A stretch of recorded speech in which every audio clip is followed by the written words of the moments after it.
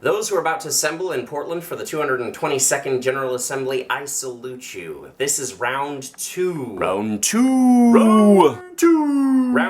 of my Overture briefing videos, and today I'm going to be looking at the work of Committee 8, Middle East Issues, so get ready for some Israel-Palestine talk. Real talk for a second, at the last General Assembly in Detroit, Israel-Palestine discussions were probably the most fraught topic of debate at the entire assembly, and I suspect that they're going to be similarly intense this time. There may be other issues which draw more attention or which are have a bigger impact overall on society, like the fossil fuel debate.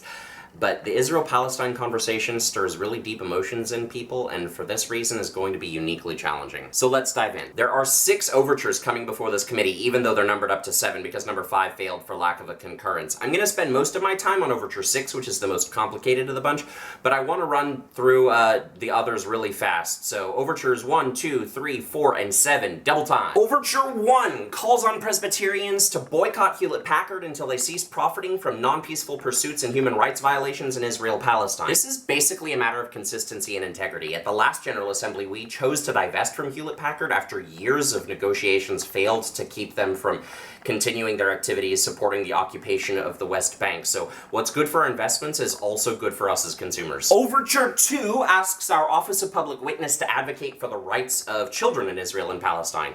Since the year 2000, there have been over 8,000 children detained by the Israeli army, and in many of those instances, violations of their rights were reported at the time. You're going to hear opposition to this overture on the grounds that we just don't have all the facts and that commissioners and delegates at General Assembly aren't in a position to make a judgment, but these arguments are highly disingenuous. Overture 2 is exhaustively researched, which you can see for yourself because the research was provided in the rationale for the overture. We have in some cases over 90 affidavits from children saying that these violations happened while they were in detainment. And as for whether you're qualified to make a judgment, ask yourself what qualifications are required in order to say that the human rights of children should be protected.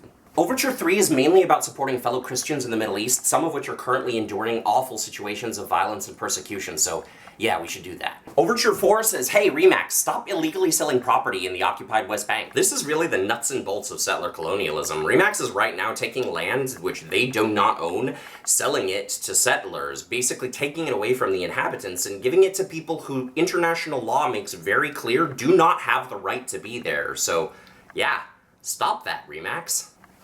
And skipping down to Overture 7, this one asks Presbyterians to study the original call for boycott, divestment, and sanctions that came out of Palestinian civil society without either endorsing or condemning it. So here's the thing. Some people have tried to portray BDS in a nefarious light as some kind of dangerous movement, but these tools are just the time-honored methods of nonviolent resistance to oppression. The Peace USA is engaged in multiple boycotts right now, including a boycott of Wendy's. There's nothing nefarious about boycotts. The Peace USA has divested from many businesses, from tobacco and alcohol to gambling to firearms and many others. There's nothing nefarious about divestment. And the Peace USA calls for sanctions on various organizations and entities that commit injustices regularly. A sanction is just when we say, hey, stop doing that thing that you're doing. There is nothing nefarious about sanctions. As a denomination, we've already studied the Kairos-Palestine document, which was itself a response to the original call for boycott, divestments, and sanctions. There are many good reasons for us to listen to the various Palestinian organizations that are calling for these kinds of actions to help end the occupation. And if you want to learn more, I recommend that you read Dr. Don Mead's article, which was in a recent edition of the Justice Unbound journal online. You can find the link down below in the doobly-doo. Whew. Gonna do a few big breaths before we tackle the big one. Alright, you ready? I'm ready. Overture 6 is a report, the work of a study team that was assembled by ACSWOOP to study the viability of the two-state solution as they were instructed by the last General Assembly. The key recommendation of this report is that we move away from explicitly advocating for a two-state solution in favor of a values-based approach. What this means and why they're making this recommendation require a little bit of unpacking. So, a proviso seems in order here. First of all, the reason that we're even wading into this debate at all is because we were asked by our mission partners in Israel-Palestine. The Presbyterian Church has been involved in mission in the region for nearly 2 centuries, and since 1948, the Presbyterian Church has regularly addressed the Middle East, especially Israel-Palestine. The Presbyterian position has consistently been to affirm the right of the State of Israel to exist within secure, internationally recognized borders, and the right of the Palestinians to self-determination, including the right to establish a neighboring, independent state toward the end of a just and sustainable peace. My point is that this overture needs to be seen in the history of our connection to the region. It didn't just come out of the blue. Given our long history on this debate and our consistent position in favor of a two-state solution since at least the 1970s, this report is a significant shift for us, and the reasons for that shift are twofold. One, to recognize the changing realities of the situation on the ground, and two, to respond to the changing approaches of our mission partners in the region. At the end of 1993, at the time of the Oslo Accords, there were about 115,000 Israeli settlers in occupied territories.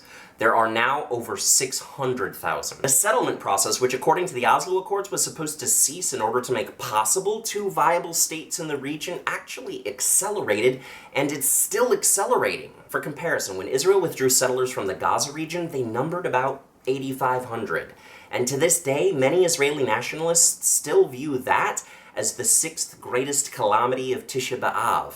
The withdrawal of over 500,000 settlers from the West Bank is unthinkable. The West Bank is fully militarily occupied by Israel. Palestinians live in isolated bantustans, cut off from each other by military barricades and Israeli-only roads, largely built since the Oslo Accords. Think of it like trying to build a nation out of an archipelago of islands, but where each island is actually fully landlocked and surrounded by a military barrier so that communication and travel between the islands is only possible by permission of the occupying military force. Activists on every side of this issue have begun to realize that continuing to push for a two-state solution in the absence of grappling with these realities is an exercise in futility. Meanwhile, serious human rights abuses fail to be addressed. What this report argues is that in the absence of an apparent political solution to the occupation, Presbyterians should instead put their emphasis on widely shared values that are intended to uphold the human rights of both Israelis and Palestinians. It's important to note that this report does not replace advocacy of a two-state solution for advocacy of a one-state solution or for any other